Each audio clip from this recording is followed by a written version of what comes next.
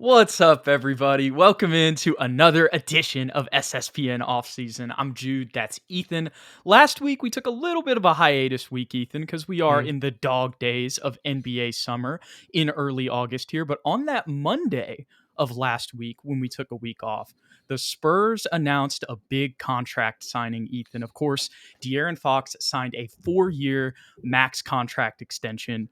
You and I talked about it last episode. We were hoping that maybe we could get a little bit of a discount potentially, but of course, with a player of De'Aaron Fox's caliber, as well as just the whole methodology that the Spurs used to acquire De'Aaron last season, it isn't too big of a surprise that he got a max contract. But what are your thoughts on the news there, and just kind of the security of the Spurs' two All-Stars in De'Aaron Fox and Victor Wembanyama moving into the team this season?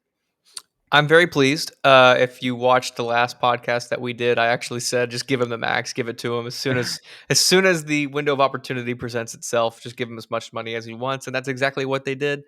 I'm not mad at all, Jude. I think a lot of people are forgetting just how good De'Aaron Fox was before he had to sit down from injury. And last year he dropped a 50 or was it a 60 ball with Yeah. basically a broken finger, and he played most of the season with one hand, and that was his dominant hand as well.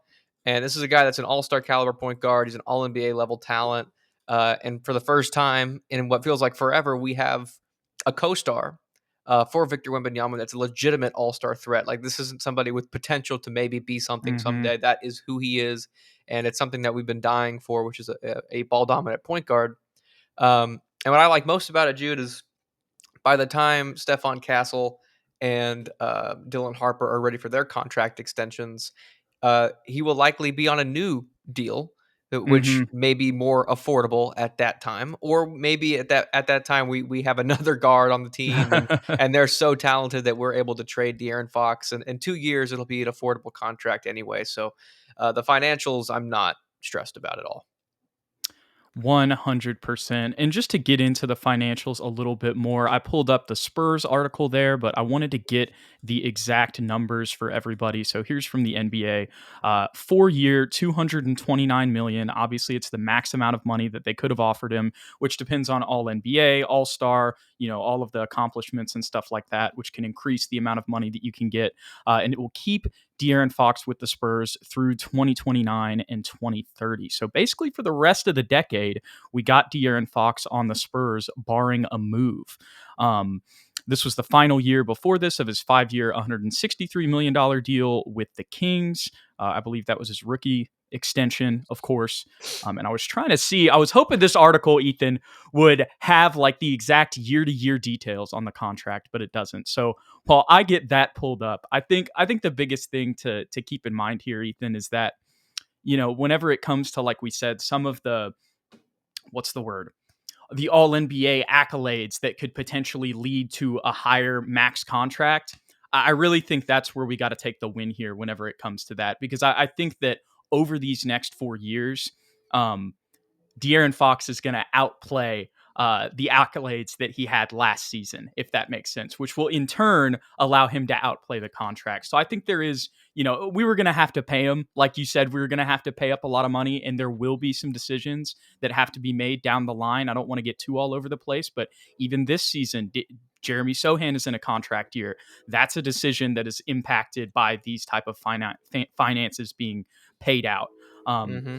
So what are kind of your thoughts on like the long-term potential, or just, the long-term view and what we got whenever it comes to like it being a deal or whatever?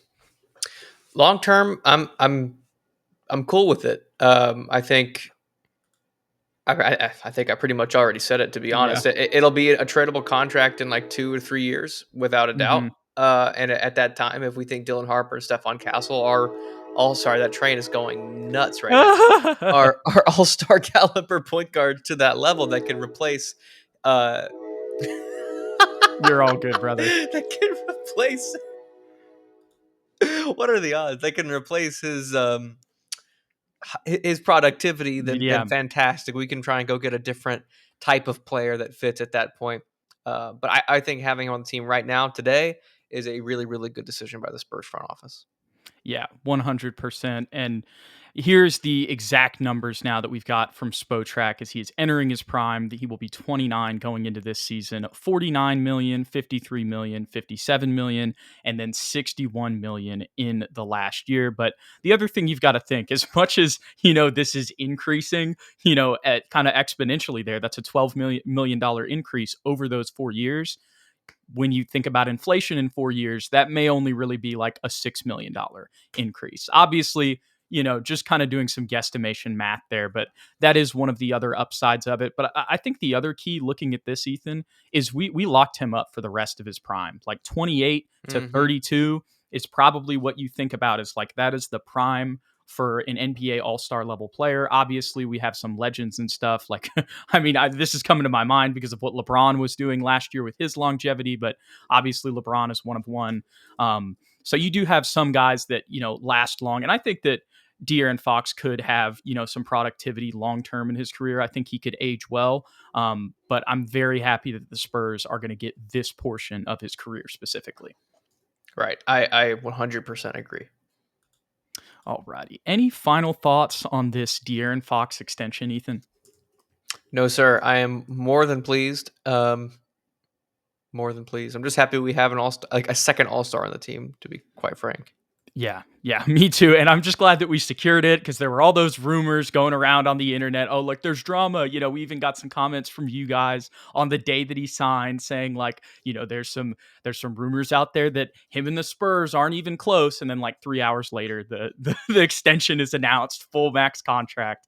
So, we saw how legitimate those were, man. But like you said, I'm just glad that he is secured, locked in on the team moving forward. And I'm glad that we got, as much as it may be like only like 4 to 5 million is really what it affected in that contract. I'm glad that, because of the lack of accolades with the circumstance of last season, that there was Right. a little bit of a discount on the max contract. But when it comes to just its impact on the rest of the team and the rest of our payroll, eventually we were going to have to make some tough decisions. Like you said earlier, De'Aaron Fox is one of like the most sure things that we have on this team.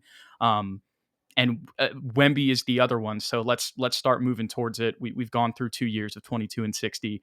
This is the time, and there might be a beloved player of ours, or even multiple that could be elsewhere over the next couple of seasons because of a decision like this. We don't have to pay Blake Wesley or Malachi Branham anymore, so there's always that we seem to forget about. That's 4 mil, baby. 4 mil. That's going to be the difference. Right. Right. I say that and joke about it, but actually, you never know. It could be in some situations, but Hmm. we'll have to see. Let's just jump into this since we're talking about contracts. I'll pull this up. I mentioned this in conversation earlier. So obviously, this doesn't have the updated salary that we just put on the screen for De'Aaron Fox, but pretty much everything else is accounted for here on the graphic. If you're listening on podcast, we have the Spurs payroll up on the screen. And as you can see, Ethan, the only player, well, Kelly Olynyk, other than Harrison Barnes and Kelly Olynyk, let me put it to you this way. The only player on the team who is 30 or younger and is going into a contract year or like the last year of their contract is Jeremy Sochan. He's got the team option of 7 mil this year. So, I mean, this is his extension year. We've talked so much about Jeremy in all the different contexts. I don't need to repeat that with all the different situations that he's been put into, but kind of with everything that's happened over the past 2 years, Ethan, whether it be the De'Aaron Fox trade, acquiring Victor Wembanyama, completely like reframing the way that we're looking at how the Spurs are going to build and operate moving forward in comparison to the past couple of years that we've been doing this podcast. Hmm. Um, it's going to be a make or break year for Jeremy Sochan here. Like this, it really comes down to this season. And it kind of snuck up on us in the sense that this is it. Like he doesn't have, a contract after this season as much as he did kind of feel like a building block of this Spurs rebuild. What are your thoughts on just that circumstance this season for him? And you know what? I might as well throw this in here. Maybe something that could have been beneficial for Jeremy when it came to preparing for this season is playing for Poland in FIBA EuroBasket as one of their main players and being like a star player type of role. Those would have been, reps that he won't be getting in San Antonio, just to be completely blunt.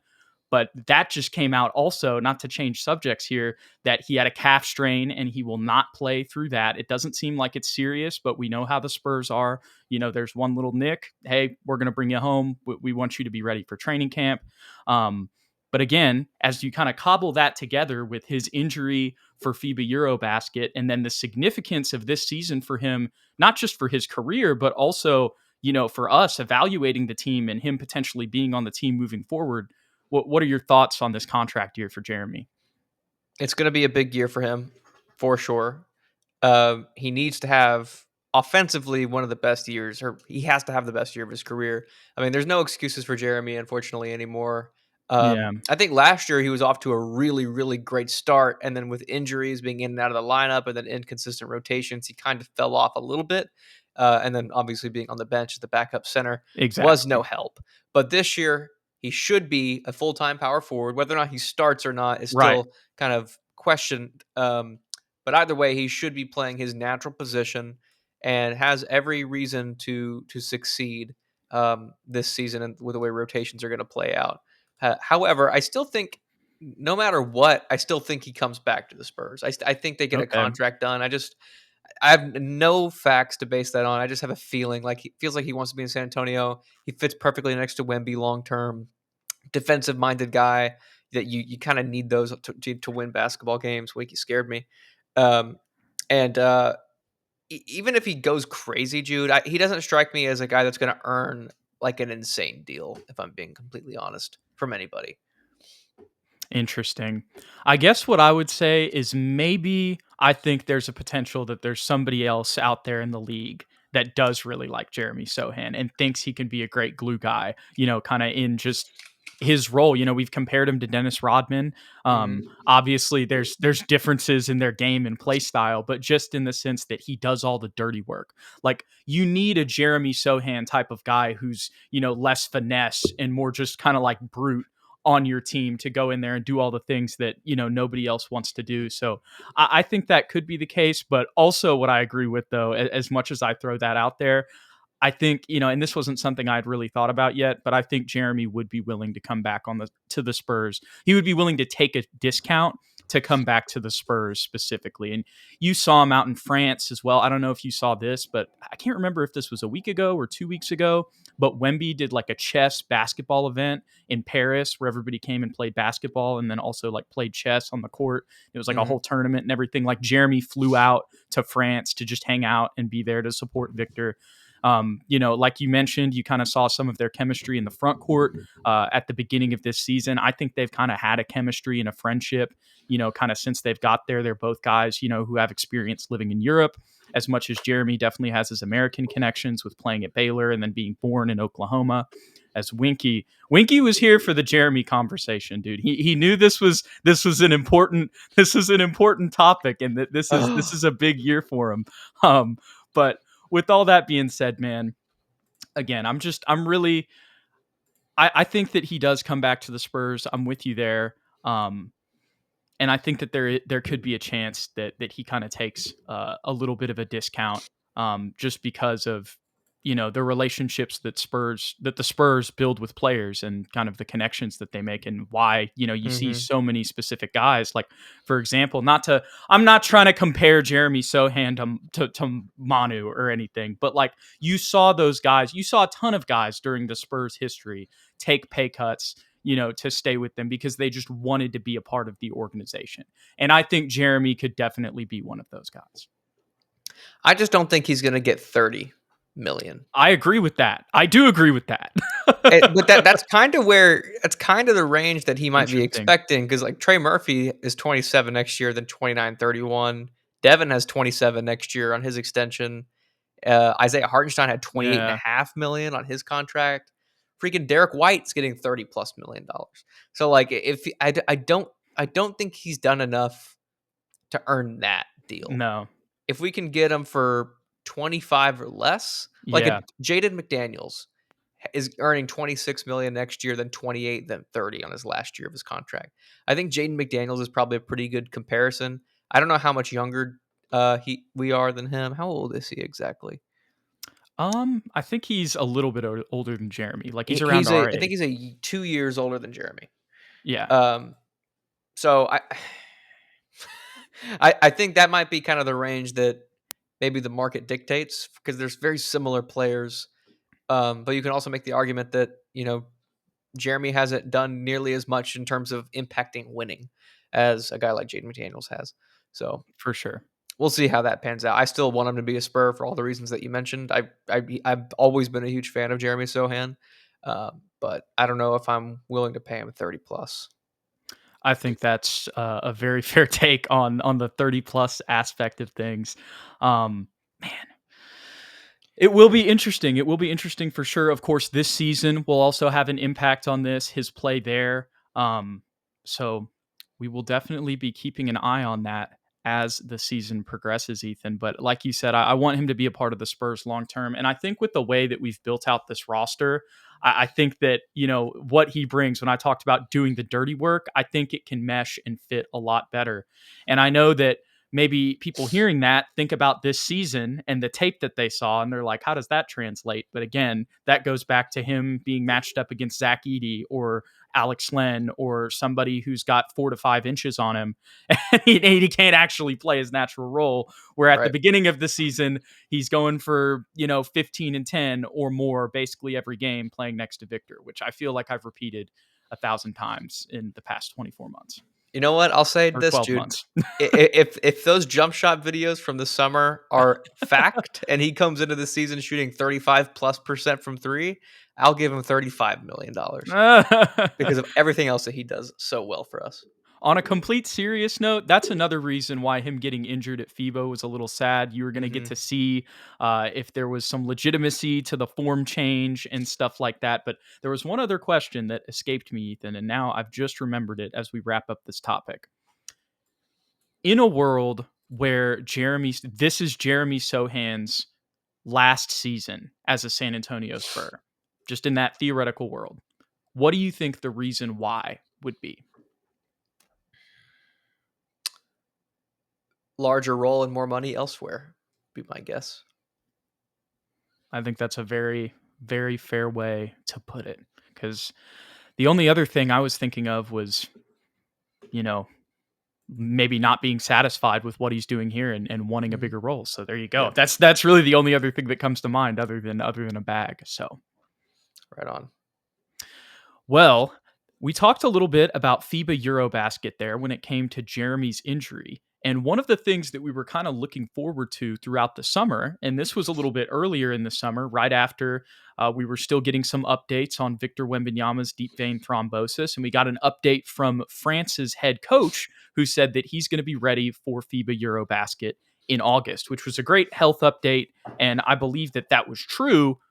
But even if he is ready, the Spurs did decide to end up holding Wemby out of FIBA EuroBasket. This also coincides, though, with some videos and pictures dropping of Victor training with Kevin Garnett. So we're kind Yes. of going to pair this together, Ethan. I don't think that this has anything to do with injury or health. I think, again, just with Jeremy's injury, that's not going to be anything major. But the Spurs, want to make sure that these guys are good and ready for the Spurs training camp and the Spurs season, as much as we're getting to see some fun games from guys like Larry Markin and Luka Doncic and Nikola Jokic. What are your thoughts on one? Well, I guess I'm kind of already going to answer the question for you. It was disappointing to see that Wemby wasn't going to be playing in FIBA EuroBasket, so we didn't, get to see Wemby minutes. And they've got Zachary Rissache and Alex Sarr on the team now, so it's going to be super fun to watch Wemby on Team France the next time he plays with more talent. Um, but what are your thoughts on that decision made by the Spurs, and then also him training with Kevin Garnett? I totally get the EuroBasket thing. I mean, let's be honest, it's not the Olympics. I know he probably wants to play for his country, but this is the preseason, if you will, to the actual season. The damn train again decided to walk by as soon as you asked Like me a question. right as I asked you the question, Yeah, I know. wild. Um, but it's pumped for it, Wemby, it it dude. is freaking out right now. Anyway, sorry, I keep getting cut off right when I start to speak.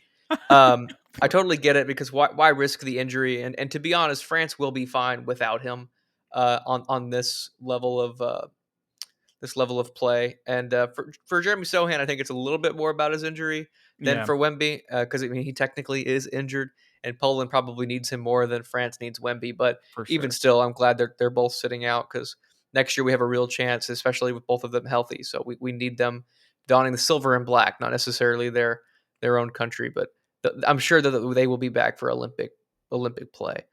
Um, remind me what the second question was again. And then KG. KG, yes, this is what I really wanted to talk about. This is unbelievable, dude. He's putting together one of the craziest off seasons of all time. So last year he worked out with Jamal Crawford, right? And then this year he worked out with the Monks, Uh-huh. and now Kevin Garnett. Um, and I think I'm leaving somebody out. Didn't he work with somebody else as well? I believe so, but also, like, I had this thought earlier when I was doing some research for the show. The Doesn't main matter. 2 things are the yin and the yang, right? We Yep. got the monks, and then we got crazy KG. Crazy KG. I am so excited. I really do hope that KG's mentality kind of seeps in Yeah, to Wemby. And Wemby's not like a pushover either. Like we've right. seen him, get after guys and play really aggressively at times. But Kevin Garnett takes it to a whole new level. So if he can get just even a dose of that energy from KG, I'll be excited.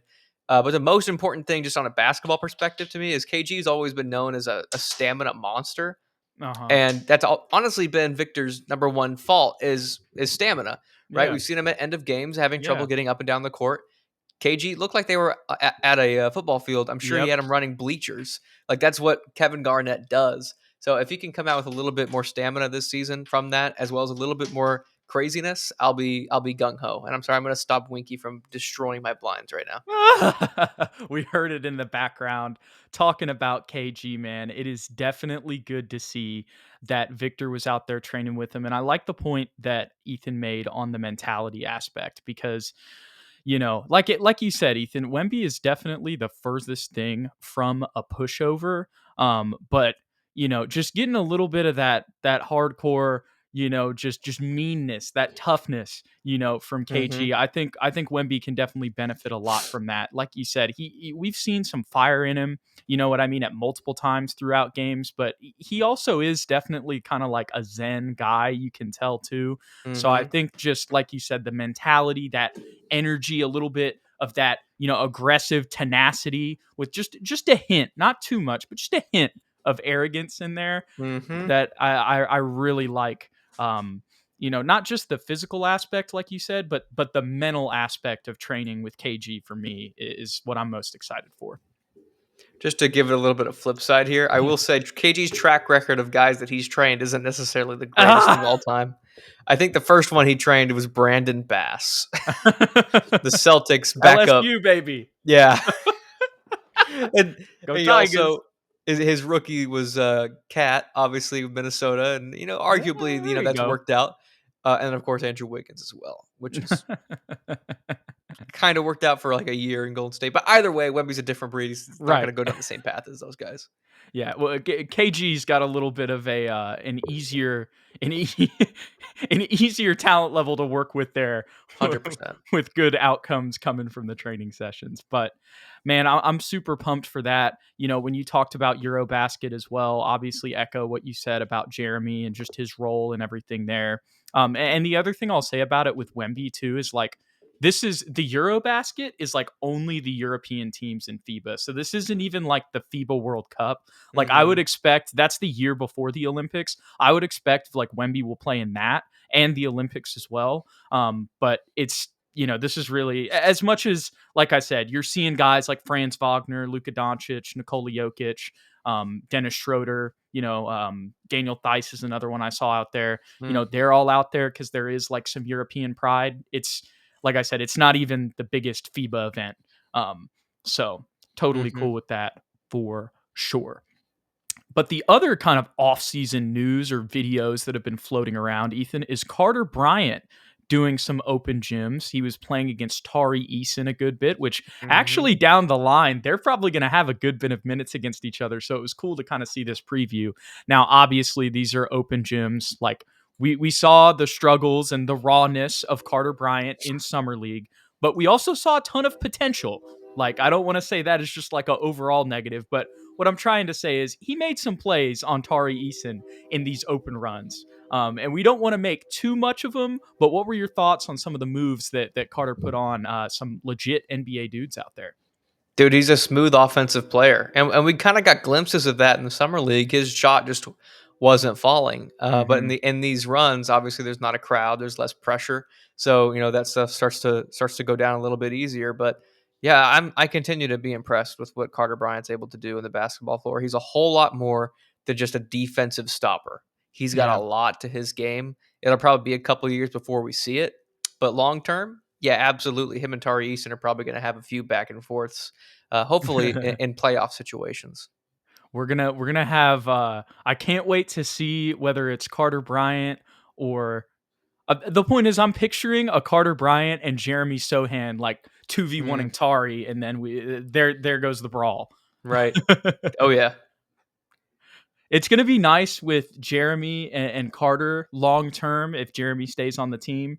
Um, that like not only will they be guys who will be willing to like not really take crap from these guys and get in fights, but they'll be able to match up a little bit better on the floor, and we'll be having more on court success to back it up instead of just losing to the Rockets, but fighting every game because that's what's been going on recently. Dude, the Rockets are in trouble, bro. I'm telling you right now. They're not ready for KD they're not ready for a Spurs system where Spurs players are actually playing their correct position. KD rejected us twice. Yeah, he did. I'll never that's forgive him for that's that. how we're gonna frame it. Hmm. He said no to Tech. He said, "Oh, he guess said yes to Texas." He said no to tacos. He said yes He to said no to UTSA. There you go. go Birds, baby. Oh my goodness. Okay, Ethan, we do have a little bit of roster news. Nothing crazy.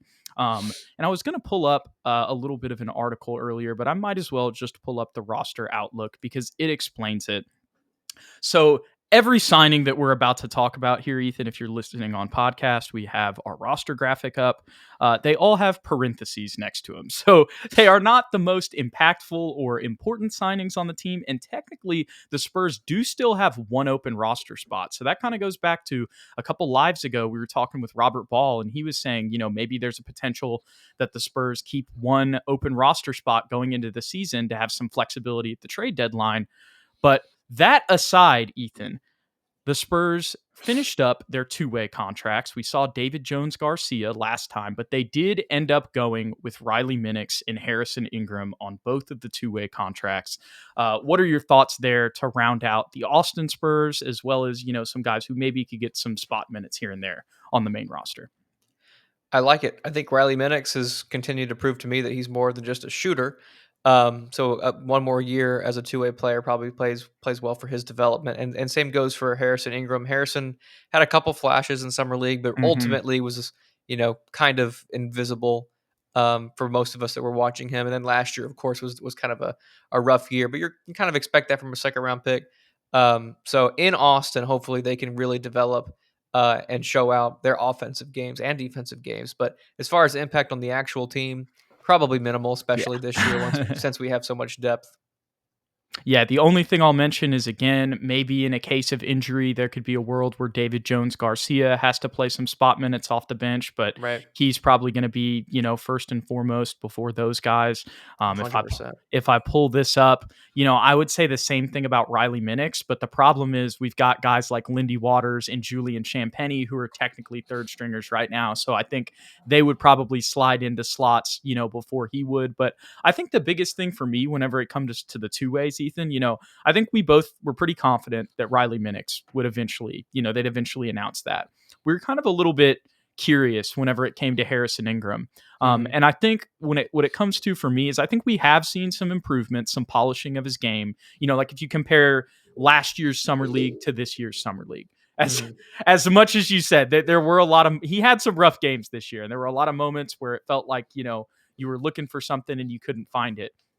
You also did have some good moments in there. Um, I guess what the bigger point that I was trying to get to is you saw some things of improvement, some points of improvement from Harrison, as much as they may have not been dramatic. And then I think his character and then his work ethic, as well as just like the effort he gives. I think a lot of those Spurs qualities. We talk about things in the locker room that the Spurs value. When we talk about Keldon Johnson's contract, we say that the Spurs are paying him for a lot of things that, aren't necessarily on court skills. I think that's a lot of Harrison Ingram's appeal as well. And I don't mean that in a negative way, but I think because of the work ethic and the effort he has, they're like, we're willing to give you another chance because you have that. So that means you're going to work at it. Like, if you're not going to work at it, then there's going to be no chance that you're going to develop. So I think that's kind of what's keeping him around. That's a good point. That's a good point. Hustle wise, he's one of the goats. And I forgot to mention David Jones Garcia. And I really do hope he gets not a lot. I hope he gets meaningful minutes on the Yeah. actual team because he played phenomenally during summer league. Yeah, and I talked about it whenever it came to like the way that he controls the pace of the game. I honestly I genuinely wouldn't mind like just us having like one game, Mhm. De'Aaron Fox is resting one night. Let's just bring up David Jones Garcia, have him run the bench unit and just see what it looks like because his feel in summer league, man, as much as it was just summer league, like he had like his presence was it jumped off the screen. You could really Yeah, feel it watching. 100%. But the other two names, Ethan, that we have here that'll round out the episode today is two training camp contracts. Adam Flagler, who's played on the Oklahoma City Blue, so another Sam Presti. I was going to say breadcrumb. I don't mean that in a disrespectful way to Adam Flagler, but that kind of is what the Spurs are doing here. Another former Oklahoma City Thunder sniper. I mean, he really is pretty similar to Lindy Waters Jr. Has played most of his career for the Oklahoma City Blue and is an off-ball shooter, a little bit smaller than him. He's on a training camp contract, and then Micah Potter, who has been on a two-way with the Utah Jazz, I believe, also spent some time in Detroit, who is a 6'10", 6'9" forward/center, played at Wisconsin, can stretch the floor a little bit. I don't know if either of these guys are going to get that last contract. I guess what I would say is if I had to pick one of them that has a higher chance of like actually earning some minutes on the team or maybe that potential last contract spot would be Micah Potter. And that's really just because of, let me pull the graphic back up here, Ethan. We've got four different shooting guards, and one of them's David Jones Garcia in the two-way, ahead of Adam Flagler, and that's without even mentioning, Julian Champagny. So, yeah, Right. Yeah, the only thing I'll say for Adam Flagler is that technically he's a shooter, even though he hasn't developed in that regard in the NBA. But in college, that's what he was most known for is as a 3-point shooter. And he did play with Jeremy at Baylor. okay. Um, so there's that small connection. But I would agree with you. Just looking at it on paper, I'd probably take Micah Potter as well because you can kind of make the argument that maybe he's more meaningful. I know he played at Utah last year, which was, arguably the worst team in the league. And he was on a Uh, two-way. and he's on a two-way, but he did get 4-4. Yeah, Played 19 minutes a game when he did play in Utah, and he's big, and so I take size all day because those guys get injured more frequently. you know what I was just thinking as you were saying that? I was like, dude, that's Bismack numbers. And then once again, I know we've had this thought throughout the summer, Ethan, but I'm rounding back to it once again as we're here in August. With this final roster spot open looking like a third string center, if we don't go in to the season with an open roster spot, like we do sign one more person, does it got to be Bismack, dude? You know what? Maybe he doesn't want to play. Man, that's why we haven't signed him. Yeah, like we signed him to like 6-10 days in a row before we finally gave him a It standard was deal. just for And yeah, he also I didn't even was think like about that. at home. Like he told the story. He was literally like taking a nap when they called him to give him the contract the first 10 day. So I was like, maybe he just like wants to chill, and he just kind of did us a favor It was a last year. coaching internship. Maybe. Yeah. Are we even sure he's not a coach already? Like, have we That's have we that's done a wellness check on Bismack we Biyombo? have not done a Bismack Biyombo update, but honestly, I didn't think about it that way. Like, hey, I'll come back for half a year. Y'all pay me well, Yeah. yeah. I'll come back for half a year, but I not long term. I'm not coming back next season. Like, I'll help y'all out for right now, but only half a year deal. I mean, he averaged 5 and 6 on the exact same, like, play time as Micah Potter, so technically, he played better than Micah Potter last year. To get back to the overall point here, honestly, if I had to guess, I don't think either of these guys end up getting No. signed overall. I think they're just training camp guys, but just a little talking point there. And I do think, like, legitimately, keep an eye on the Micah Potter thing. Maybe there's a chance that he could end up being the third string center. But honestly, considering we're at the point we're at and the fact that we've signed some training camp guys and we still have that open roster spot, I'm starting to feel like we are going to go into the season with just 14, on contract players. Change of pace, and if that is true, that's kind of a clear indication that maybe we're trying to make a trade at the deadline, Jude, which will make February very fun for the podcast folks. Shout out to Robert Ball on that one, because a couple weeks ago he pointed that out, and I was just thinking like, nah, we're gonna sign somebody. We have to, We always do. yeah. And it hasn't happened yet, so I'm starting to definitely lean into that, and it makes sense flexibility wise. And again, when you pull up this roster, Ethan, like the Kelly Olynyk acquisition is huge because a lot of these guys have versatility. Kelly Olynyk can play the four, but if we do have an injury, he's somebody who can kind of be the de facto third string five. Hmm, Um, so yeah, lots of versatility in the signings as well that can allow for uh, competent rotations, even in the case of injury with just 14 people. I like that. I like that, Jude. I appreciate it. Any final thoughts before we depart in Spurs land, Ethan? No, sir. I think we're good. Go Spurs, go. If y'all are really fiending for some basketball, turn on some FIBA EuroBasket. I won't lie. I have been enjoying the Larry Markkinen highlights where he's I don't know if you saw this. He's averaging like 40. I did see that. Yep. And then he's just dunking on all these dudes.